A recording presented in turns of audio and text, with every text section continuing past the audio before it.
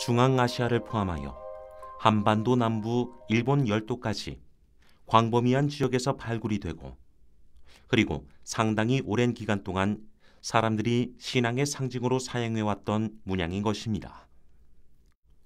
그리고 그것은 신화 안에서 국가의 정체성을 나타내고 있습니다. 왜 이들은 이렇게까지 숫자 3이나 8에 집착을 한 것일까요? 이것을 풀 수 있는 단서가 천부경이라고 하는 경전에 있습니다. 현대의 한국인들은 대부분 기독교나 불교를 믿고 있습니다. 한국의 고유 신앙인 단군과 관련한 신앙을 믿고 있는 사람은 소수입니다. 대종교와 천도교가 그 종교입니다. 이 사람들은 천부경이란 경전이 고조선 시대부터 내려온 경전이라고 믿고 있습니다. 그런데 이 경전은 문헌상으로 가장 오래된 것이 1920년대 것입니다. 그래서 이 경전의 진위 여부는 종종 논쟁의 대상이 되곤 합니다. 단군과 관련한 서적은 15세기에 유학을 신봉하는 유학자들에 의해서 여러 차례에 걸쳐서 책이 수거되고 불태워졌습니다.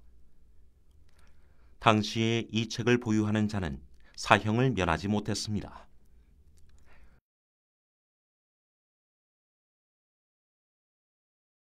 그리고 일본 통치하에 조선에서는 이 단군과 관련한 종교는 유사 종교로서 총독부의 감시의 대상으로서 탄압을 받았습니다.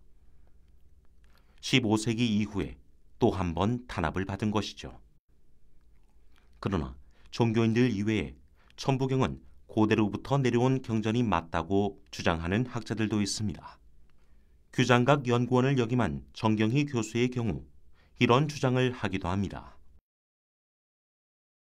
18세기 조선의 국왕 정조는 유학자들과의 논쟁 끝에 단군을 국가의 시조로서 제사 지내기로 결정합니다.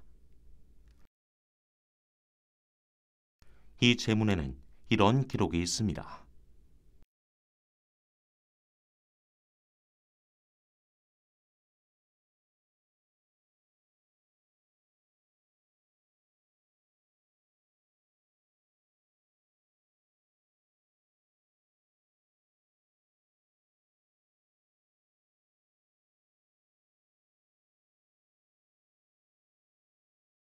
이것이 천부경이라는 것이 정경희 교수의 주장입니다. 천부경이란 무엇인지 궁금해지지 않을 수 없군요.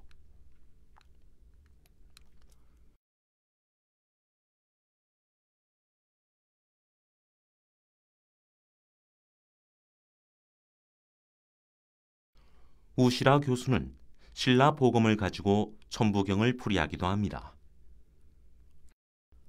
우시라 교수의 삼수분화의 세계관이라는 책에서는 신라 복음을 삼수분화의 프랙탈 구조라는 단어로 표현을 합니다.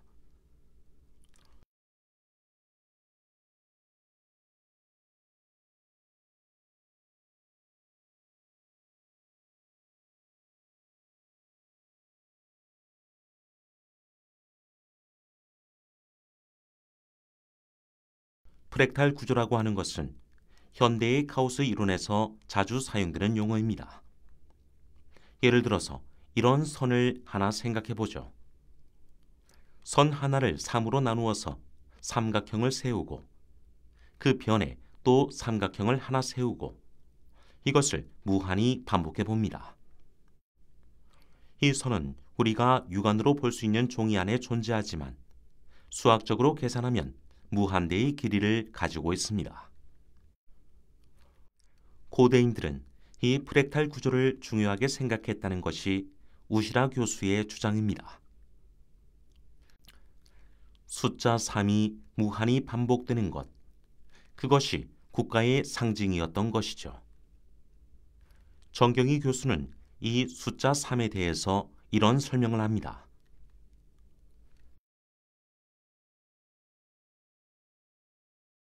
천지인 삼원사상 정경희. 이것이 고대인들의 국가관입니다.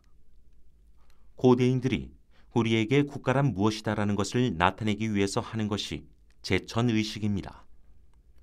이 제천날에 대해서 정경희 교수는 이렇게 풀이합니다.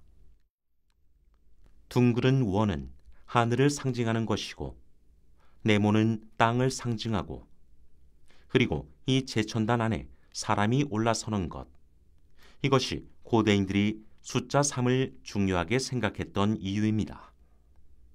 그리고 이것이 고대인들의 국가관이기도 한 것입니다.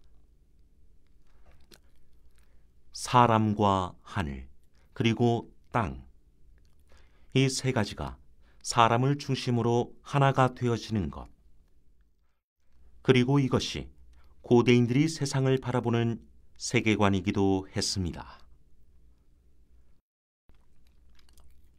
앞에서 우리는 이 나무 신앙에 대해서 궁금해하던 학자를 만나보았는데요. 발굴 대장인 이드리스 씨는 2002년부터 소하묘 유적의 발굴 조사를 이끌어왔다.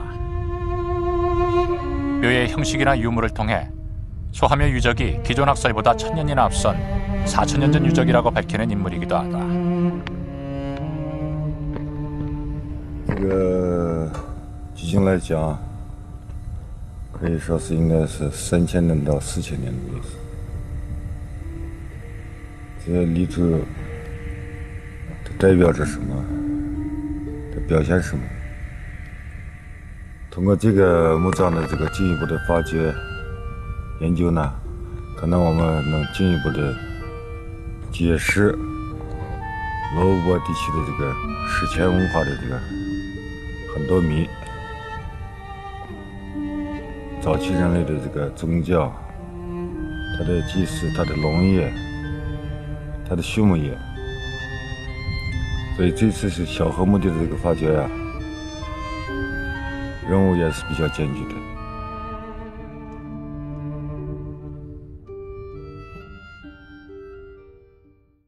지금까지 우리는 이 신앙에 대해서 고고학 자료, 신화, 문헌 기록 등을 통해서 추적해 왔습니다만 이것이 전부일까요? 여기에는 이런 아쉬움이 남습니다. 이 나무 신앙에 대해서 현재 남아있는 기록들은 한자라고 하는 표의 문자로만 남아있습니다. 이 나무 신앙을 가지고 있던 사람들의 고유한 언어가 무엇이었는지 그것을 알 수 있다면 우리는 이 신앙에 대해서 좀 더 구체적이고 확실하게 알 수 있을 텐데 말입니다. 앞에서 우리는 일본 서기에 기록된 신화들이 기원전 660년 이전의 기록이 아니라 새싹의 칼, 구사나기노 찌루기가 발굴이 되는 훨씬 후대의 일을 이야기한 것을 확인을 했습니다.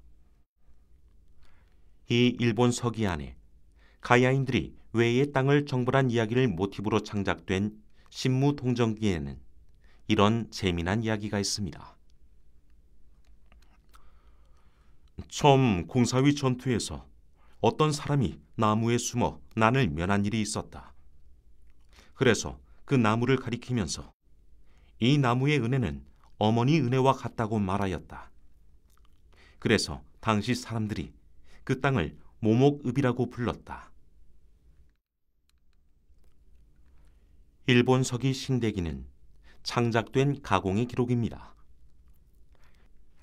이 사건의 연대는 BC 663년으로 되어 있는데 현실적인 이야기들은 아닙니다.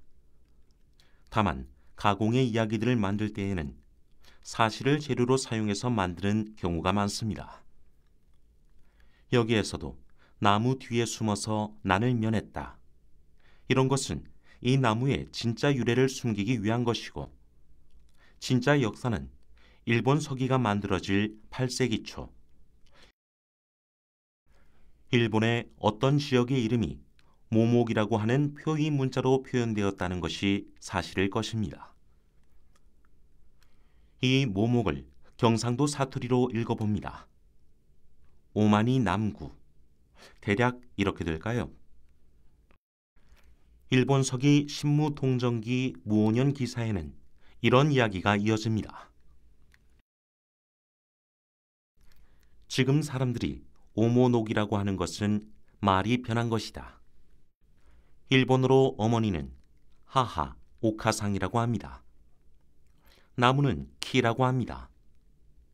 이 단어는 현대 한국에서 트리를 의미하는 나무와 전혀 다른 단어 같지만 고대에는 죽어있는 나무를 키라고 하고 살아있는 나무는 남키라고 구분해서 사용했습니다. 한국어로 트리는 나무이지만 고대 신라가 있던 경상도 지역 사람들은 지금도 트리를 남구라고 합니다.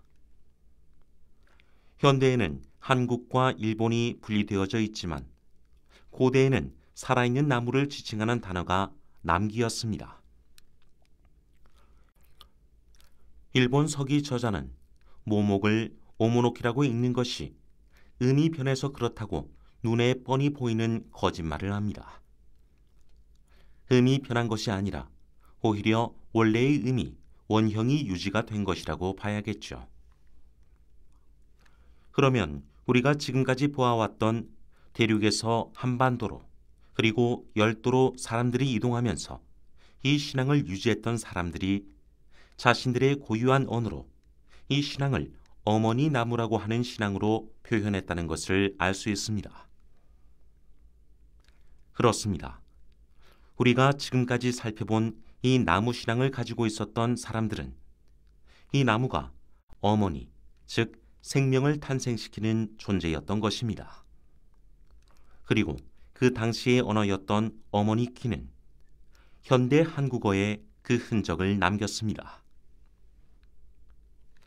천부경의 본을 다시 한번 생각해 봅니다.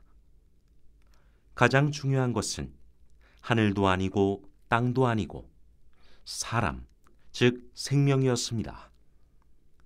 사람 안에서 하늘과 땅이 하나가 된다는 것. 이것이 이들의 신앙의 핵심이었고 국가의 정체성을 설명하기도 하는 요체였습니다.